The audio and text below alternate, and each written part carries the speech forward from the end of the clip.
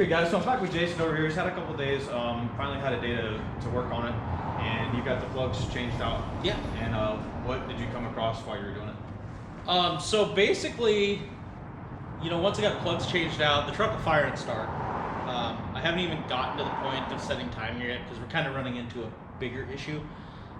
More or less through the process of elimination, we figured out that we've got a problem with either the memcal or the chip in the memcal inside the ECU. Basically what's happening is the truck is faulting and going to it's like a secondary chip on there that's basically a limp mode program.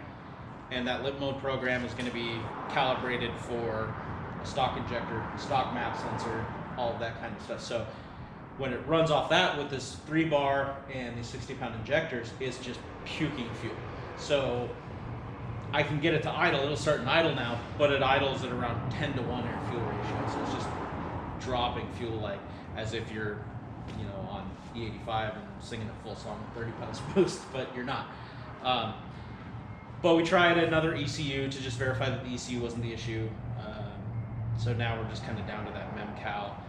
The other kind of dead giveaway is if you jumper the pins for, basically there's a jumper on the data port that you jump and that'll flash your check engine light and tell you what codes are coming in. So you've got a check engine light, but because there's a fault somewhere in this, you can't jumper that and read the codes. It won't let you. It just stays silent. So just based off other people, previous experience, things like that, you know, people have run into, you know, the chip isn't seated properly in the slot or the memcal isn't seated properly in the ECU, and we've gone over that a couple times, and all of that stuff is right, and it is, every pin's in the hole, everything's seated down good and tight, so that's not the issue. So now we're to the point where it's going to be either that memcal that the chip sits on, or it's the chip itself. So that's kind of where we're at. We're stuck until we get that swapped out. Gotcha. So that's where we're at as far as that goes. As you can see, he's used the other ECU off of the 92 Typhoon, and same issues going on. So like you said, we're gonna have to troubleshoot with the chip or the MCAL and figure out what exactly is not reading correctly. How hard was it to change the plugs in this thing with all the plugs are tough. not being a race style truck? Driver's side is probably the easier. The biggest thing about it is the easiest way to get around trying to get that middle one out is just unhook the steering shaft and just drop it, and then it's a breeze. The passenger side's a little bit trickier. You got to drop the wheel well, or basically jack it up, take tire off, drop the inner wheel liner out, and then you can access those. This has a stock downpipe on it, so it's not incredibly hard to get to after that. We've seen under the bay before how tight it is in here. It's still got the heat and AC, so that takes up a lot of space. Yeah, as you can see from the top, you can't see them. Yeah, you at can't all. even see the side of the engine. As you get down on the side with the, you know, on a jack stand and the tire off, you can see them straight view, and they're still tricky, but they're not terrible. And on this side, you had to take the steering shaft. Yeah, basically just undo the steering shaft from the steering column, and then just slide it off, let it drop down and hang, and then that whole area is pretty easy to get to. Yeah, it's a lot more open on this side. You don't have an intercooler and AC compressor and heater box and all that stuff over here. If you still had your factory ABS and all of that, it'd be a little tougher.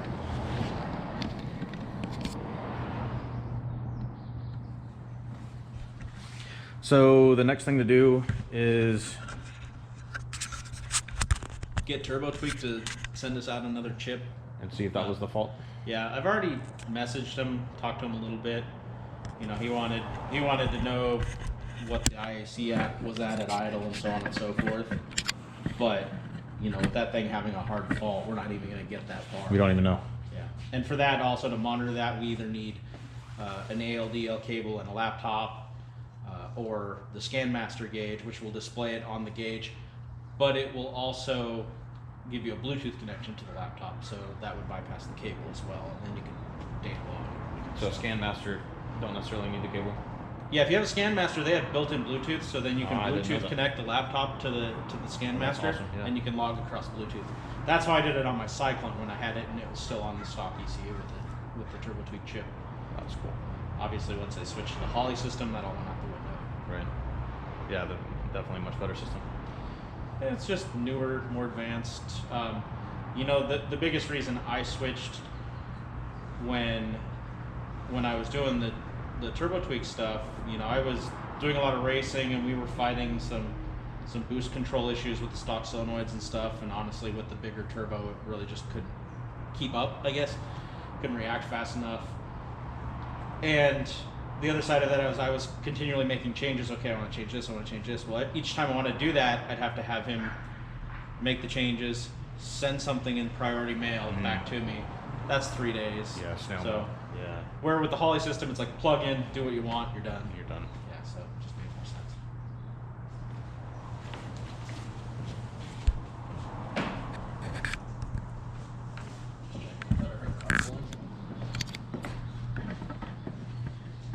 What's the ETA on him sending another?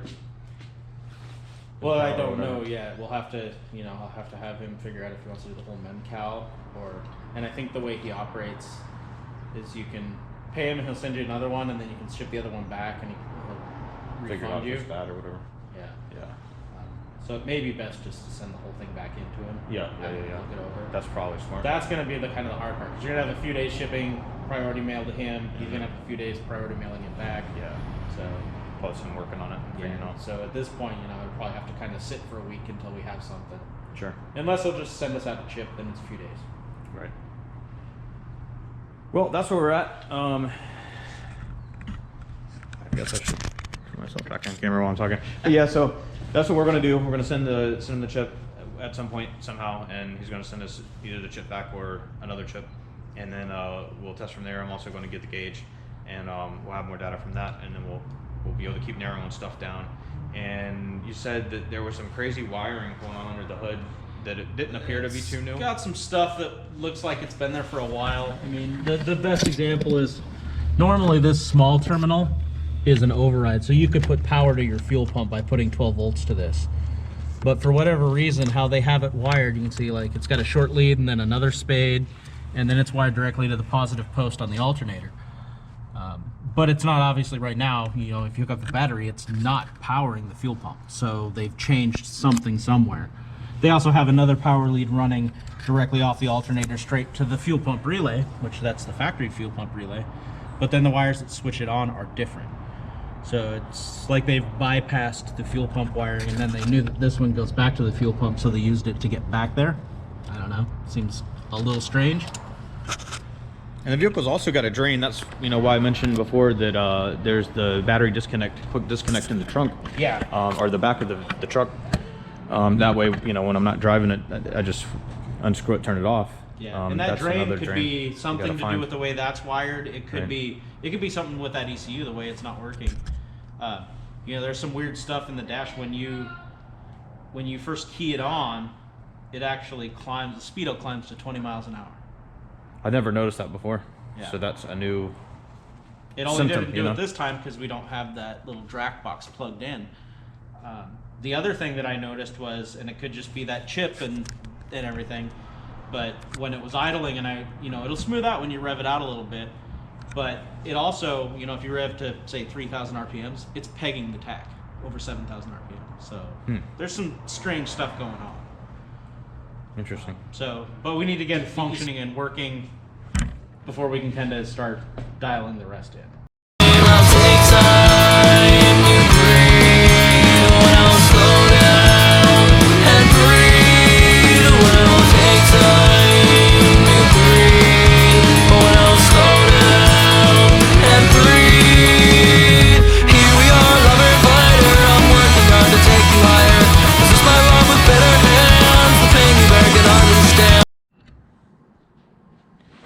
All right, guys, back with Jason, and he has made some progress with this thing. Let's see what you found out. Oh yeah, so I think what we ran into, basically, when you would key the truck on, your check engine light would go solid. You couldn't jumper it to check what codes were there, so even when it's running, the check engine light's solid. But the big issue is you should be able to, there's 2 pins on your diagnostic port. You can jumper them just with a paper clip, chunk of wire, whatever. They also make some special plugs. They also make code scanners for them. But you should be able to jumper that, and your check engine light will become a flasher, and it'll flash a slow, and then 2 fast. That's code 12. 1 fast, 2 slow. Code 12 is a default. It tells you that the ECU's there, it's functional. It's just kind of like a, hey, you're in the diagnostic system. And this is an OBD1 pre-96. Yeah, this would be vehicle. one. Yeah. So what we were finding though is when you jumpered that, it would still just stay solid. It wouldn't flash to anything. Took a little bit of digging around, you know, good old Google. And what we figured out was that when it does that, essentially the truck is defaulting to a secondary chip on the board that's just a basically limp mode. Easiest way to describe it. What that does is it's just enough to make the thing run so you can limp it to safety. The problem is you have a 3-bar map sensor instead of a 2-bar map sensor, which is not what it's programmed for. And you have 60-pound injectors instead of the stock injectors, which they're not programmed for. Right. So that's why it was just dumping fuel, just torrentially, just pounding it. Didn't know what, you know. So after a little more research, we ended up figuring out that there's a few things that can happen. The first is you can just have a chip not seated into the ECU right. There's also a MemCal, so you got a chip on a MemCal, and then the MemCal plugs into the ECU. So you got 2 different spots of failure there, potentially. And then you could just have a bad ECU as well. We already know, we checked with the spare ECU we had. We checked with, you had like an ostrich or something in here from a different truck. I checked it with that, it didn't affect it. So then I kind of started looking at the wiring, and that's where we kind of figured out the problem. This has what's called a turbo tweak chip, and that chip allows you to send the simulated narrowband from a wideband sensor like the AEM that's installed in this to the ECU, and it will run off of that and use closed loop based off of a wideband signal. That wiring was kind of hacked in there. I don't know who did it, previous owner, whatever, and it looked like it was shorted out and things like that. Ended up just taking those pins out of the ECU, plugging everything in, and all of a sudden we got our check engine light flash back. So if you want, I can demonstrate that kind of show you. That off. So basically, this was one of the pins in the ECU. You can see it's got the factory ECU end on it, had a couple soldered joints on it, and then it had another one. These are the 2 wires here coming through the truck. Another one which I assume is supposed to be a ground. Those 2 were shorted together, and you can see right here, I think, you can kind of see that other pin. I haven't actually pulled it out of the plug and unpinned it yet. So that was all stuck together and causing that problem. In the end, I was able to just disconnect it all, and if you swing over to the other side, I can show you. Yep.